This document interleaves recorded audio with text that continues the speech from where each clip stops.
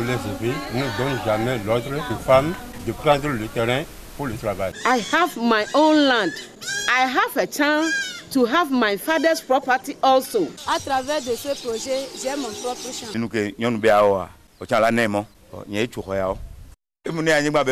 que vous avez amené pour les femmes, moi je suis très heureux de ça. Tu peux attendre les violences physiques 3 fois dans la semaine. Mais maintenant, après la sensibilisation, dans une année, on peut dire 2 fois.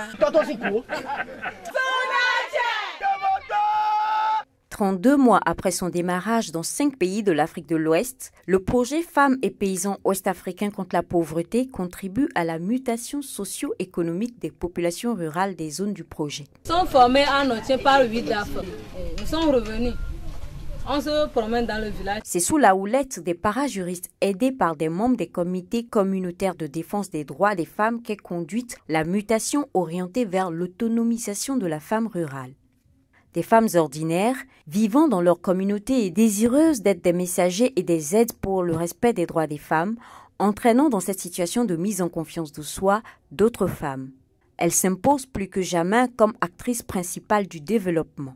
Avant, on ne connaissait pas nos droits, mais maintenant, les femmes savent que leurs droits sont nécessaires. Il y a près de 2 ans, le WILDAF nous a formés sur l'accès à la terre. Et depuis, soit à l'église, aux funérailles ou lors de toute autre activité sociale, nous éduquons les autres femmes. La femme rurale libérée des tabous culturels et des pratiques néfastes telles que le déni de droit d'héritage, le déni d'accès à la terre, le déni de participation à la prise de décision, l'excision, les rites de veuvage, est désormais instruite de ses droits. Elle entend les faire valoir et participe à la prise de décision. Aujourd'hui, les choses ont changé. Nos problèmes se résolvent entre nous. Cette nouvelle approche est très salutaire pour notre milieu. Plus de 210 chefs traditionnels soutiennent les actions de sensibilisation et jouent un rôle plus accru dans les activités de règlement des conflits. Désormais, les hommes comprennent, participent et animent des séances sur les violences faites aux femmes.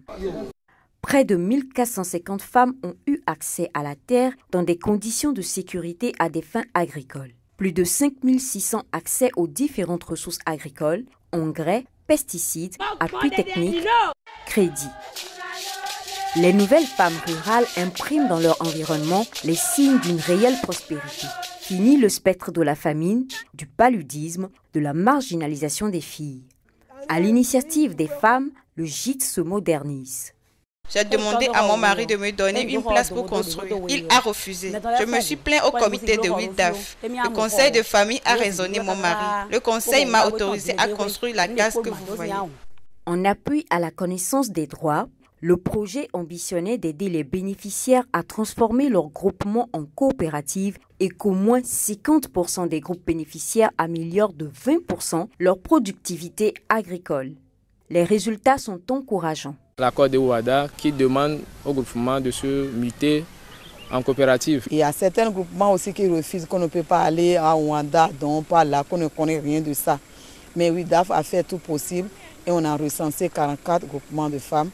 Et dans les 44, il y a 26 groupements de femmes qui sont en jour. Quand monsieur le général est venu, il est venu nous montrer comment on va faire l'aménagement. Au premier abord, on a amené les piquets, on a fait des casiers et comment on va mettre par poquet. Maintenant, le riz a commencé à pousser, c'est fleuri et maintenant je suis fière. C'est comme je ne vais plus me quitter le champ. Les pluies sont rares dans nos zones. Avec cette technique d'aménagement, de formation des casiers, avec les 2 pluies ou bien les 3 pluies que nous aurons dans la zone, nous allons les recueillir dans les casiers.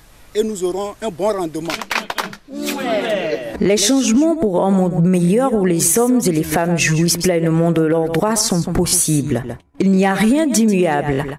Les pesanteurs socioculturelles et autres obstacles à la jouissance effective des droits des femmes par cette dernière peuvent s'estomper pourvu que chacun y mette de la volonté et les ressources appropriées.